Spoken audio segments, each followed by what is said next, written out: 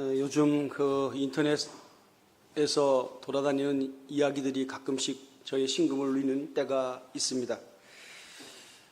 꽤 유명한 우리 사회자로 이름 있는 자가 이런 말을 하는 것을 제가 듣고 좀 뭔가 가슴에 새겨지는 것이 있어서 설교 전에 잠시 소개할까 합니다. 인생은 성공과 실패가 있다라고 하는 이 명제가 옳습니까? 라고 하는 물음을 던지고 있는 겁니다. 그는 말했습니다. 인생에는 그러면 인생과 실패가 있다라고 하는 말은 틀린 말이다. 왜냐하면 여기 공부하는 친구도 있겠습니다만은 원하는 대학에 못 가는 것이 실패입니까? 가고 싶은 대학 가고 싶은 직장에 취직하지 못하는 것이 실패입니까? 아니라고 우리는 얘기하잖아요. 그러니까 인생은 성공과 그 과정만 있을 뿐이다 라고 하는 그런 얘기를 하면서 이 친구가 굉장히 인생에는 해안이 있구나 라는 생각을 물론 자기도 어디서 인용한 것인지 모르겠습니다만은 그러면서 하는 얘기들이 뭐냐면 꿈을 얘기합니다. 꿈. 그래서 프로는 꿈을 얘기하고 아마추어는 비관을 얘기한답니다. 그 말도 일리가 있는 것 같아요. 꿈의 크기에 따라서 인생의 높낮이가 결정되기 때문에 결국 인생의 성공이라고 하는 정의는 뭐냐면 내가 어떤 인생의 목표를 정하면 그 목표를 이루어지는 것이 성공이다라고 하는 이 정의는 너무나 일반론적 정의고 세상의 역사가 만들어지면서 이 정의는 한 번도 비뚤어진 적이 없습니다. 그렇죠? 꿈을 꾸고 그 꿈이 이루어지는 것을 향해서 맹렬히 살아가는 인생들을 우리가 격려하고 그 가치에 대해서 우리는 절대로 폄하하지 않습니다. 중요한 것은 이제 이건 일반론적 얘기고 하나님의 사람으로서의 삶의 목표가 무엇이냐라고 하는 너무나 중요한 주제에 대해서 오늘 이 시간 한번 생각해 보아야 됩니다. 우리가 인생을 살면서 이런 얘기 하잖아요. 하고 싶은 것이 있고 꼭 해야만 되는 것이 있습니다 라고 하는 것이 있죠. 어떤 사람은 이럽니다. 내가 원래 하고 싶었는데 해야만 한 게 있기 때문에 하고 싶은 것을 멈췄다, 포기했다는 것들이 있어요. 격동기를 살아갔던 우리 선배님들, 우리 부모님 세대나 어쩌면 저희 형님 세대에도 이런 일이 참 많습니다. 집안을 가꾸면서 일으켜 세워야 되기 때문에 집안 때문에 자기의 꿈을 포기하고 생존 때문에 자기가 하고 싶은 것을 내려놓았던 수많은 이야기들로 점철된 대한민국 역사가 오늘 산업화를 이루었고 선진국 대열을 만들었다라고 하는 것에 대해서 우리는 지금 다 같이 동의해야 됩니다. 하고 싶은 거 다 하고 어떻게 살아요? 그죠? 해야만 하는 것이 있다라고 하는 것이죠. 목표 이전에 어떤 의무가 생겨버립니다. 이것이 비극일까요? 여러분, 성경에 한 인물을 우리가 소개받고 있습니다. 매번 제가 설교 때마다 등장시키는 인물이고 여러분 귀가 따갑도록 이 인물에 대해서 듣고 있습니다. 바울이라고 하는 전도자요 또는 지도자, 사도의 이야기입니다. 여러분 꼭 해야만 하는 것 중에 뭐가 있으냐면 혹시 여러분들 중에 죄송합니다만 그럴 리가 없어야 되겠습니다만은 빚을 지고는 못 살잖아요. 빚을 내면 갚아야죠. 빚을 탕감해 주는 경우는 글쎄 나와 어떤 밀접한 관계가 피를 나눈 사이가 아니고는 이 세상은 절대로 그것을 탕감해 주지 않아야 됩니다. 그것이 바로 경제의 원칙이고 원리입니다. 그래서 빚을 지면 그 빚을 무슨 수를 써서라도 갚아야 됩니다.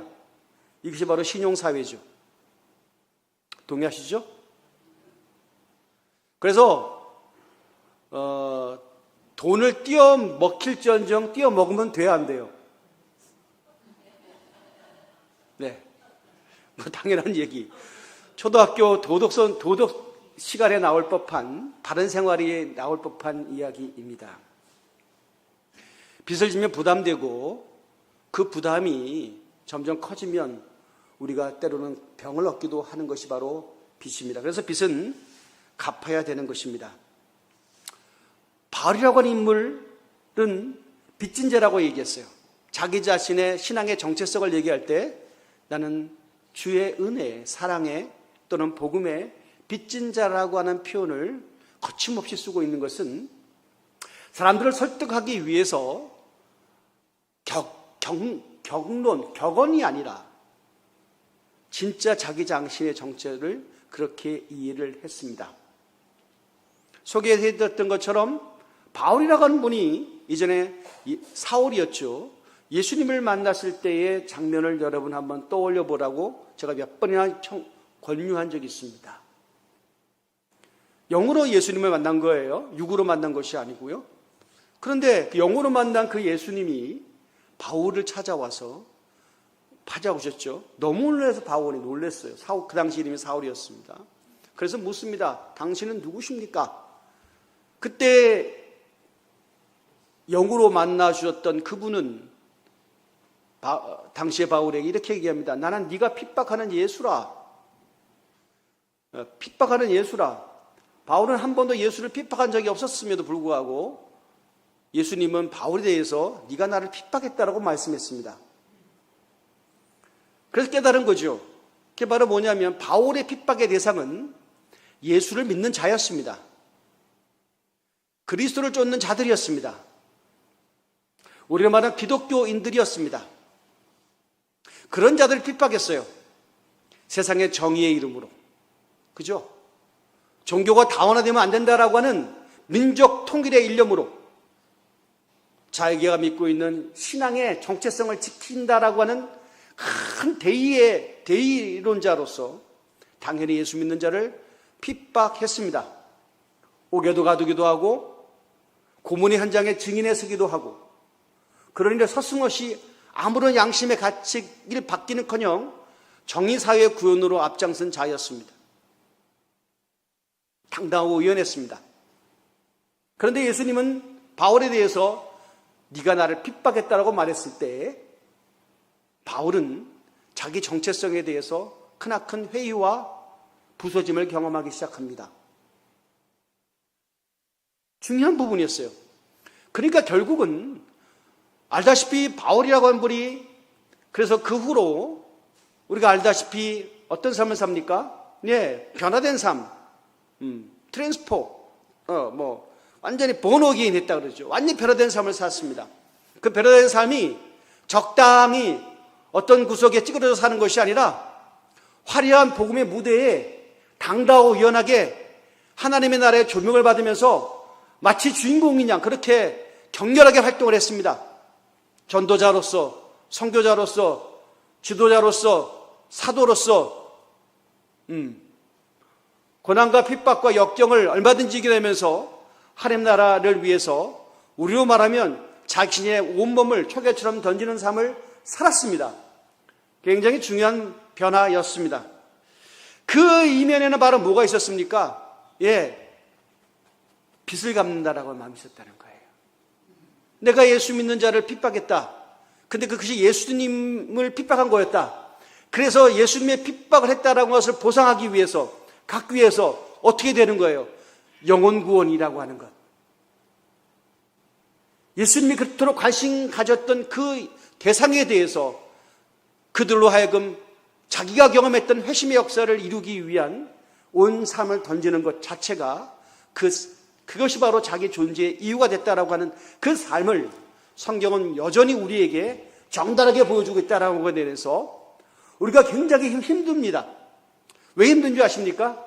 그러면 그것이 바울의 삶 한 사람으로 국한되어야 되는데도 불구하고 그것이 아니라 교회라고 이름으로 모이는 공동체는 2000년 동안 지속되었던 교회의 역사는 바로 교회의 최초의 디딤돌이었던 그분의 삶을 답습해야 되고 모방해야 되고 그것이 교회의 원조였고 DNA였다는 사실에 대해서 우리는 절대로 부인할 수 없기 때문입니다.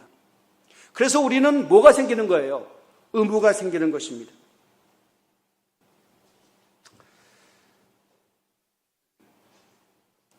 바울이 예수님을 만나고 얼마나 큰 충격이 그에게 왔던지 식음을 전폐할 정도로 충격을 받았습니다.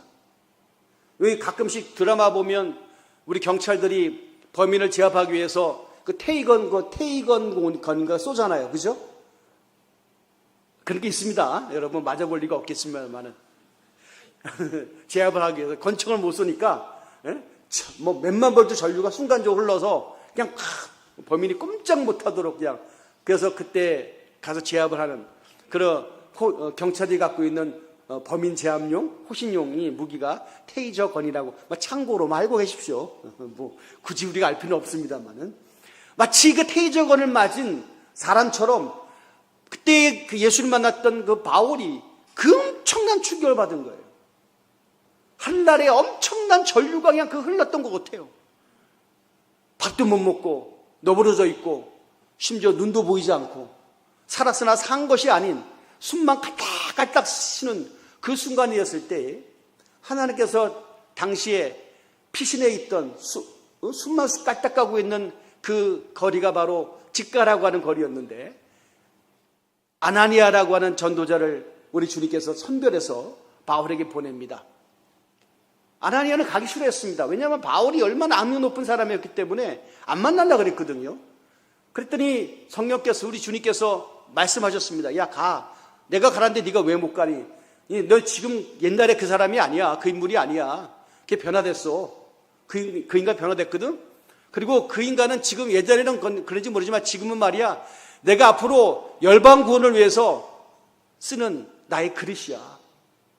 이렇게 주님께서 아나니아를 설득을 하는 거죠. 아나니아는 바울에게 갑니다. 그리고 안수하고 눈을 뜨게 하고 그리고 미처 듣지 못했던 복음의 많은 내용까지도 전달받게 됨으로 말미암아 그가 바울이 초대교회 이론으로서 첫 발을 내디는 중요한 마중거의 역할을 아나니아가 하게 된다라고 하는 사실을 우리가 알게 되는데요. 이게 바로 뭐예요? 주님께서 바울에 대한 비전과 앞으로 쓰실 모양은 뭐냐면 열방을 향해서 다니면서 나의 이 십자가의 도를 증거하기 위한 나의 그릇이다라고 하는 엄청난 선언을 바울에게만 전한 것이 아니라 당시에 가장 의미가 있고 지명도가 있고 위세가 있고 초대교회 중심에 서 있는 아나니아의 귀에 이 정체성을 들려주신 거예요. 주님께서. 나만 드는 것이 아니라 공론하시겠다는 거예요. 주님께서. 바울에 대해서. 그러면 보십시오. 바울이라는 사람이 여러분이 어떤 음성을 들으면 나 혼자 개인적인 어떤 얘기가 될 가능성이 많아요. 저도 마찬가지죠. 그죠? 음성을 들을 때 개인적 듣지 뭐 다 같이 들을 수는 있겠지만 그러나 바울이 초창기에 하나님 나라에 쓰임받을 때 주님께서 공동체에게 바울이 이런 사람이라는 사실을 그냥 다 까발리신 거예요. 정체성이 분명하죠. 그래서 여러분 이런 거죠. 제가 소대에 말씀드렸던 것처럼 인생은 내가 원하는 것이 있고 해야만 되는 것이 있다라고 하는 두 부류의 사람을 소개받았을 때 이제 진짜 복이 뭐냐면 내가 하고 싶은 것과 내가 해야 되는 것이 일치가 되는 경우가 있다는 겁니다. 할렐루야. 이게 복이라고 하는 거예요. 하고 싶은 것 따로 해야만 되는 게 따로 했을 때 이거 진짜 힘들어요. 그죠? 여러분 이제 이해가 좀 되는 것 같아요. 이제 몇 개월 전 하더라도 이 수준 높은 말씀 들을 때 눈만 깜빡깜빡거리는 분이 의외로 있었는데 지금은 다 말씀을 마른 스펀지가 물을 다 머금는 것처럼 쏙쏙 빨아들여. 할렐루야. 제 눈에 그렇게 보인다는 겁니다. 예. 다시 내가 하고 싶은 것과 해야만 되는 것이 일치가 되었을 때, 와, 그 인생이 여러분 얼마나 폭발력 있겠습니까?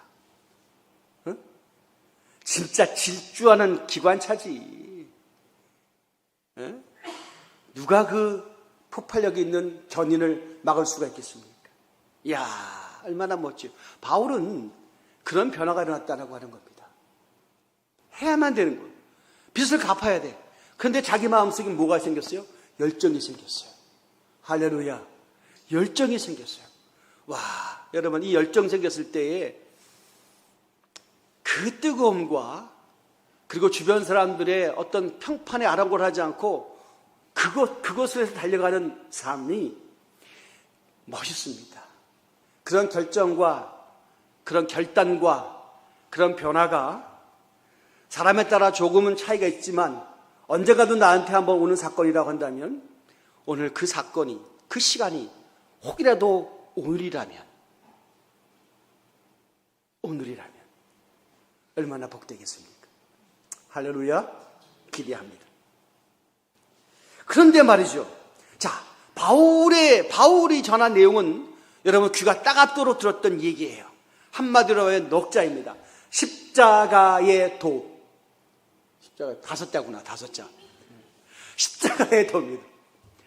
십자가의 도. 이걸 전한 거예요. 응? 가슴이 뜨겁죠? 십자가의 도. 이걸 전했어요.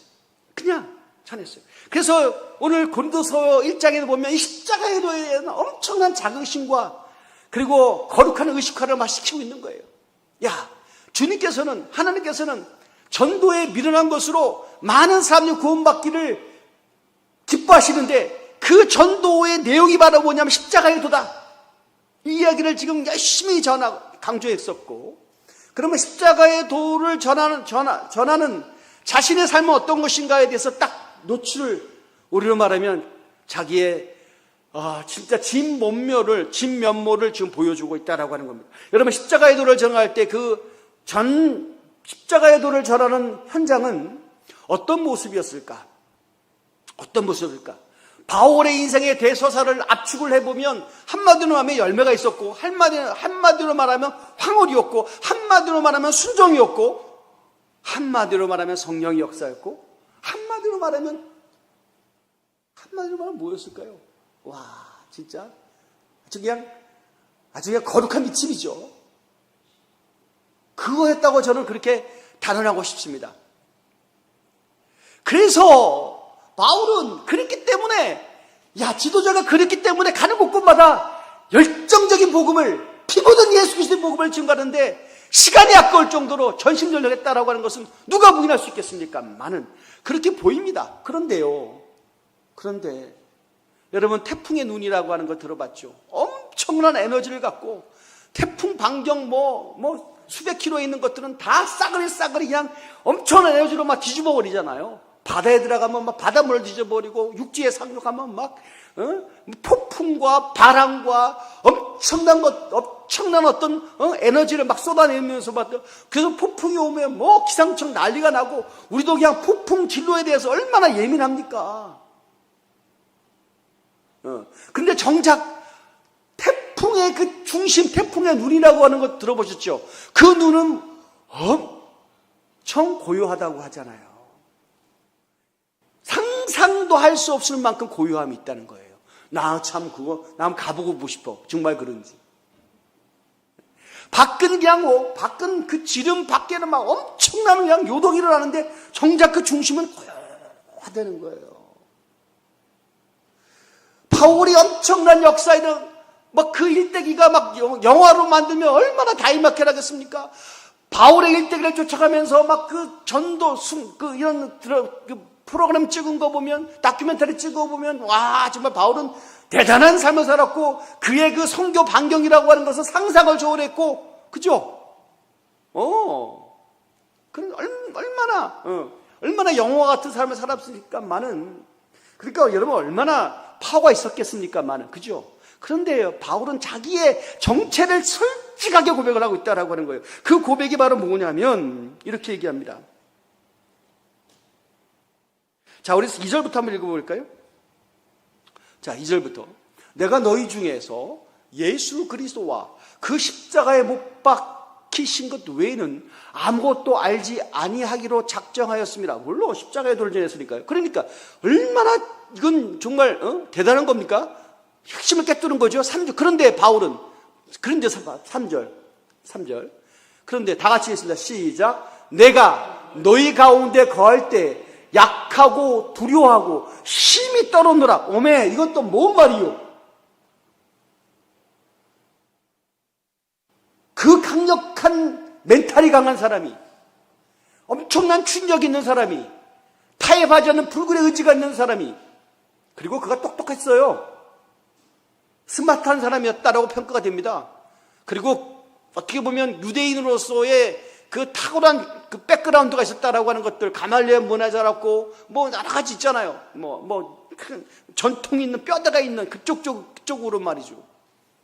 바리새인 중에 바리새이고 히브리 사람 중에 히브리인, 그런 자긍심이 있었던 자예요. 그거 그 스펙에 뭐가 부족하겠습니까만은.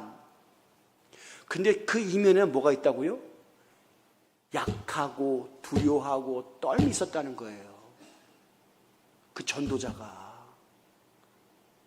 대중 설득자가, 우리만 엄청난 인플루언서가, 그 이면에는 여러분, 이게 지금 바울이 지어낸 얘기가 아닙니다.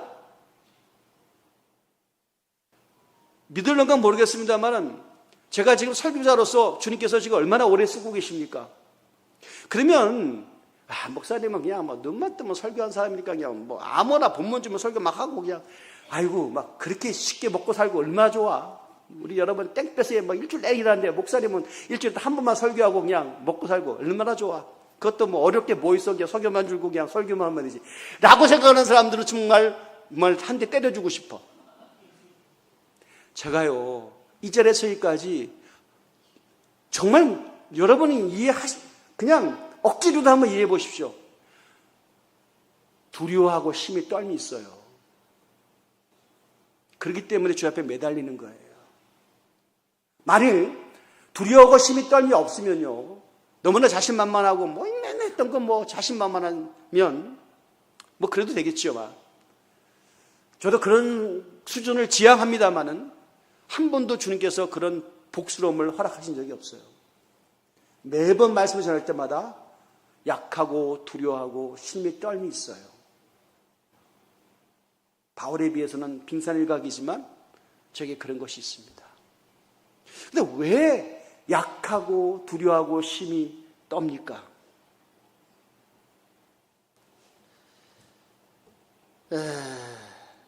그래서 그 대안으로 그랬는데 그것으로 끝났으면 못했을 거예요. 마음이 약해서, 멘탈이 무너져서. 그런데 그 대안으로 주님께서 뭐라고 했냐면 4절 말씀 보십시오.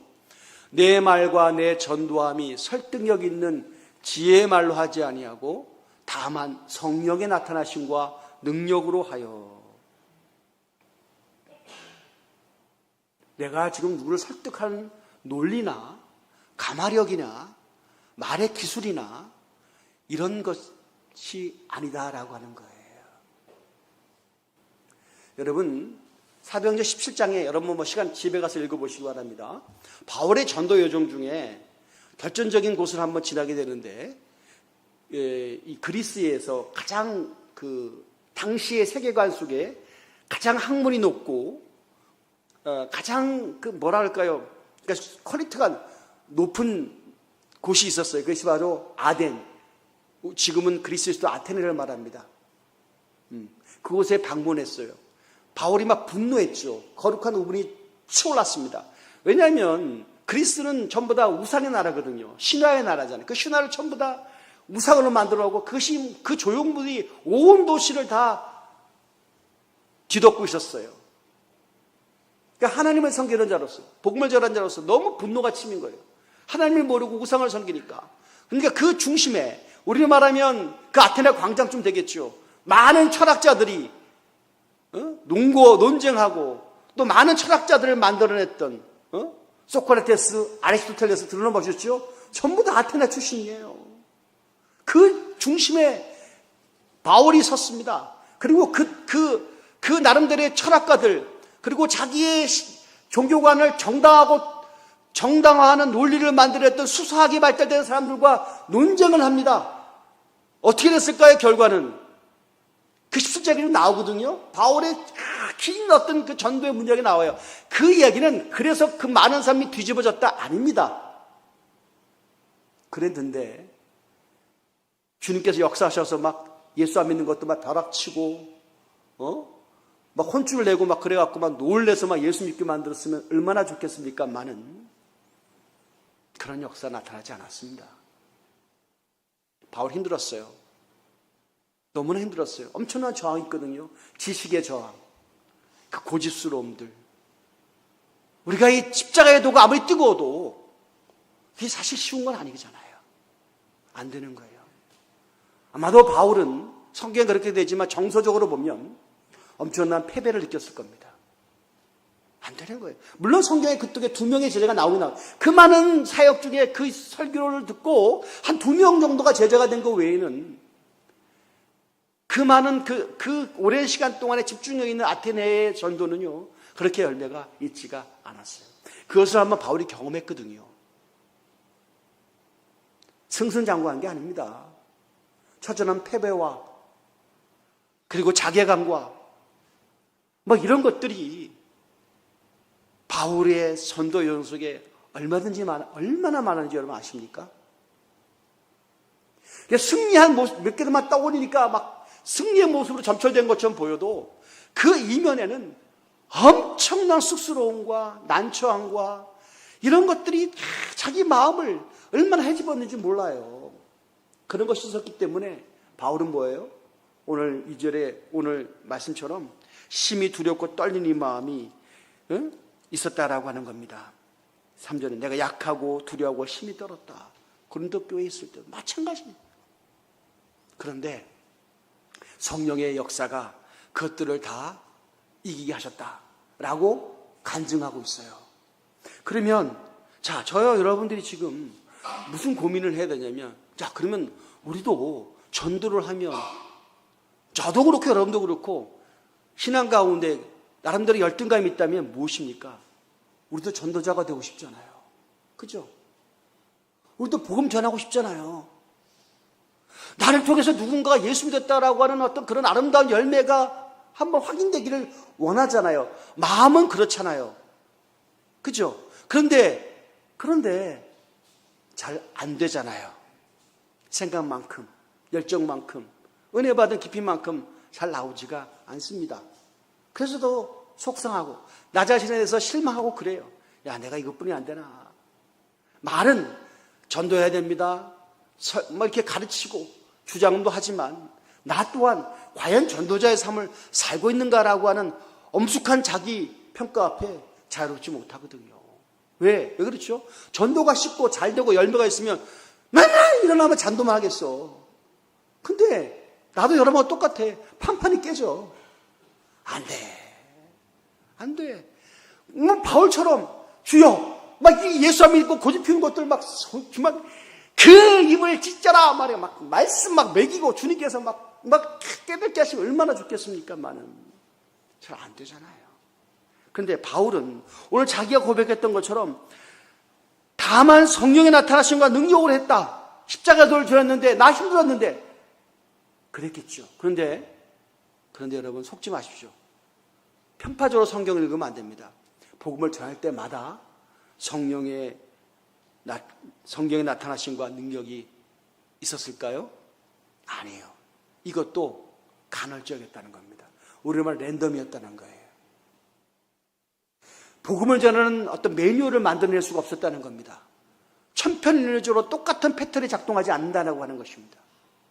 그래서 성령의 능력은 내가 원하는 장소에, 내가 원하는 시간에, 내가 원하는 크기로 역사되는 게 아니라는 겁니다. 그걸 내가 알 것 같으면 그거 아니에요. 그래서 우리는 뭐만 있는 거예요? 순종만 있는 거예요. 그러니까 뭐 내가 갈 테니까 좀 역사하십시오. 이게 아니고 성령께서 내 마음을 작동시켜서 역사하실 때 내가 따라 순종할 때가 바로 우리에게는 빛난 별처럼 쓰이는 모습이라고 하는 것입니다. 이런 이야기가 있습니다. 어떤 서점에 어떤 나이가 많으신 전도사님이 전도지를 사려고 왔다고 해요. 그러면서 그 점원 주인에게 사장님, 나 오늘 전도지 사는 것이 마지막입니다.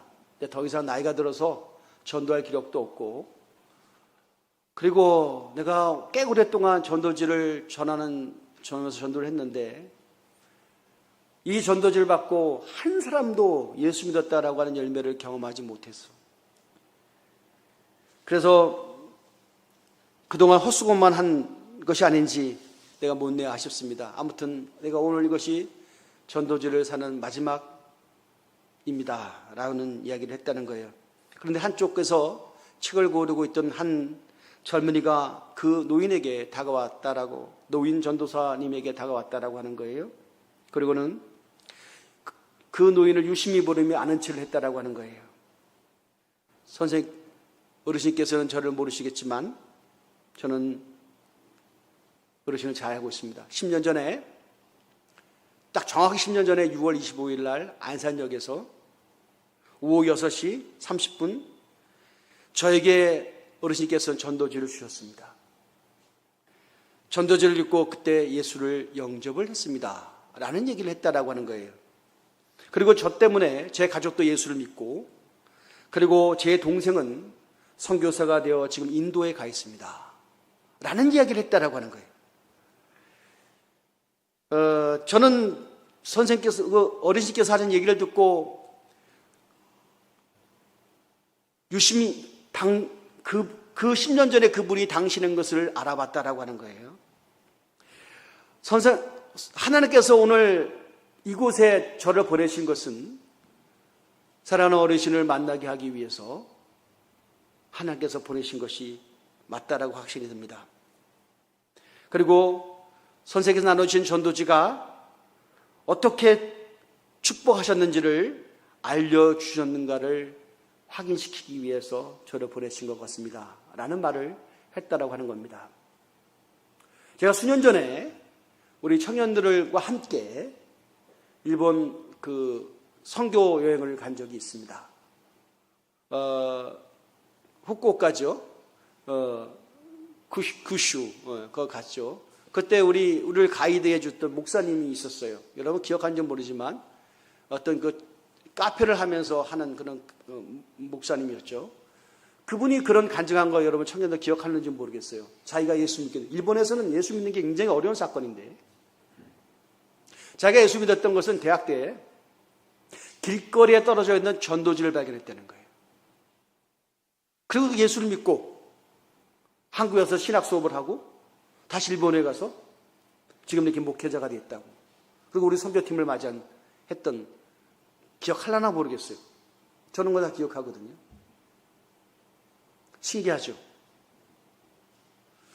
그러니까 우리가 알지 못하는 놀라운 방법으로, 이런 시골에서 복음이 전달될 수 있겠어라고 하찮게 여기고 상투적으로 여기는 것이라 할지라도 하나님께서는 예비된 영혼을 그런 방법을 통해서조차도 그렇게 훌륭한 하나님의 작품으로 만들어 내신다라고 하는 것입니다. 제가 언젠가 기도를 한 적이 있었어요.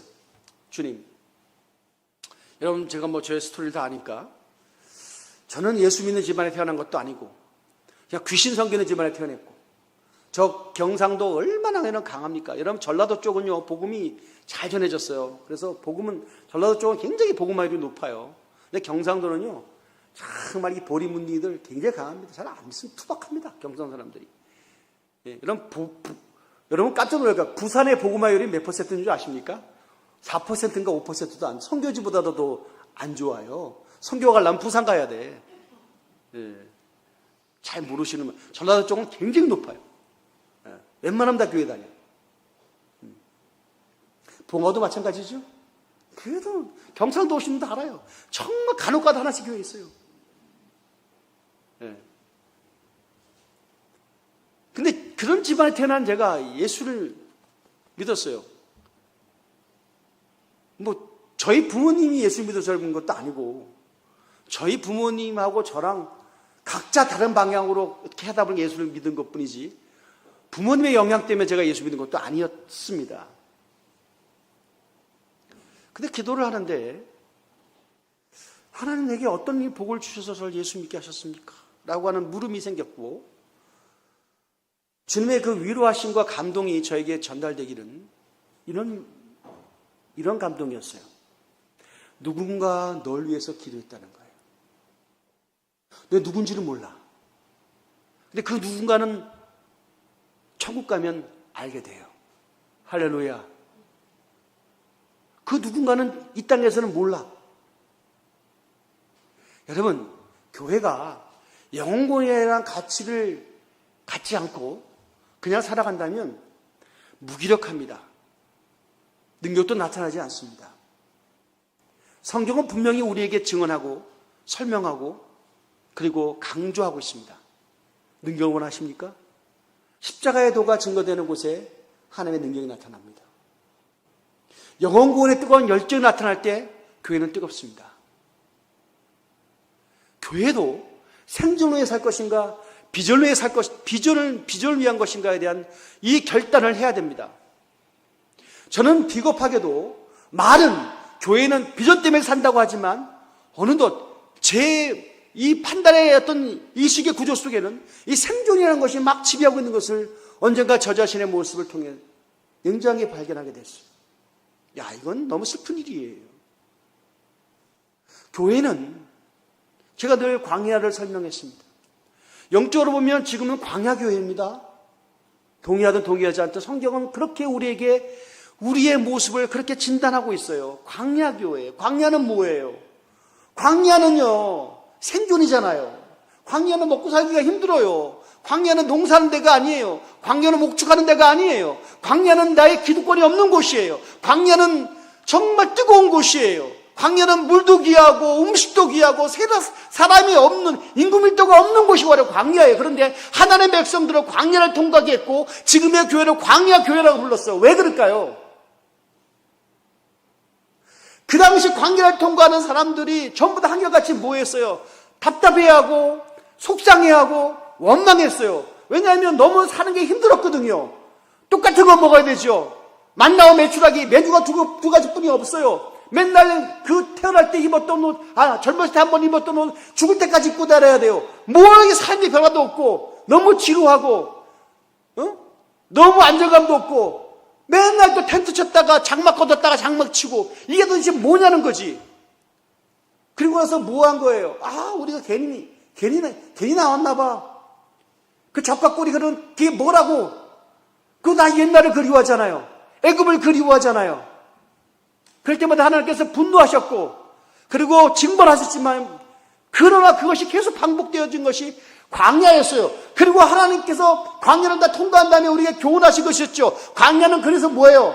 생존인 줄 알았어요. 하나님께서 먹여주시고 하나님께서 햇볕도 가려주시고 그런데 지나놓고 보니까 뭐예요? 그거 아니라 광야의 의미는 그럼에도 불구하고 약속의 땅에 대한 그리움을 놓지 말아라.